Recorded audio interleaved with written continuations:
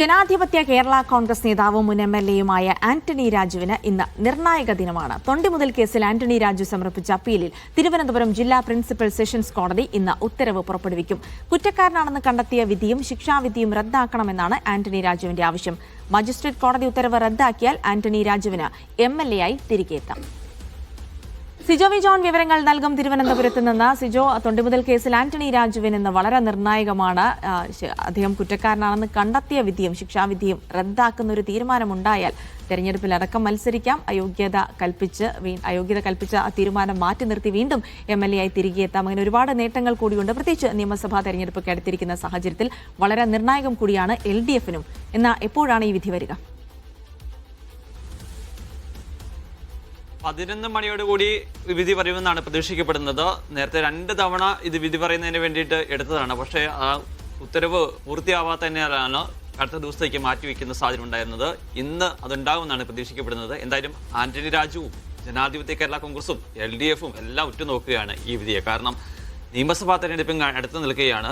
ഈ തിരുവനന്തപുരത്ത് ആന്റണി രാജു തന്നെ സ്ഥാനാർത്ഥിയാകുമെന്നൊരു കണക്കൂട്ടിലാണ് ഉണ്ടായിരുന്നത്. അതനുസരിച്ചാണ് മുന്നോട്ട് പോവുകയും ചെയ്യുന്നത്. അതിനിടെയാണ് അപ്രതീക്ഷിതമായ ഇത്തരത്തിൽ ഒരു വിധി വരുന്നത്. അദ്ദേഹത്തെ 3 വർഷത്തേക്ക് ശിക്ഷിക്കുന്നത്. അതിന് പിന്നാലെ അദ്ദേഹത്തെ MLA സ്ഥാനത്ത് നിന്ന് അയോഗ്യനാക്കപ്പെടുന്ന സാഹചര്യം ഉണ്ടായിരുന്നു.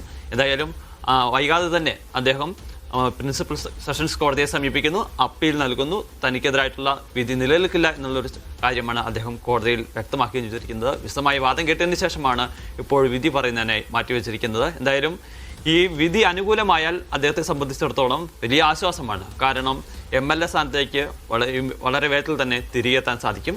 അതിന് സാങ്കേതികപരമായൊരു നടപടി മാത്രമേ ഉണ്ടാവുകയുള്ളൂ. നിയമസഭാ സെക്രട്ടേറിയറ്റ് ഒരു വിജ്ഞാപനം പുറപ്പെടുവിക്കുക എന്നുള്ളതാണ്. അങ്ങനെയാണെന്നുണ്ടെങ്കിൽ MLA ആയി വരാം. അതോടൊപ്പം തന്നെ അദ്ദേഹത്തിന് അടുത്ത തെരഞ്ഞെടുപ്പിൽ സ്ഥാനാർത്ഥിയായി നിൽക്കുകയും ചെയ്യാം. ഇനി തിരിച്ചടിയായാൽ സ്വാഭാവികമായും വലിയ വെല്ലുവിളിയാണ്. കാരണം ഈ ഉത്തരവിനെ ചലഞ്ച് ചെയ്തുകൊണ്ട് ഇനി ഹൈക്കോടതിയിൽ പോകണം, ഹൈക്കോടതിയിൽ വാദം കേൾക്കണം, അതിനുശേഷം വിധി വരണം. അപ്പോഴത്തേക്കും നിയമസഭാ തെരഞ്ഞെടുപ്പ് കടന്നു പോകാനുള്ള സാധ്യതയുണ്ട്.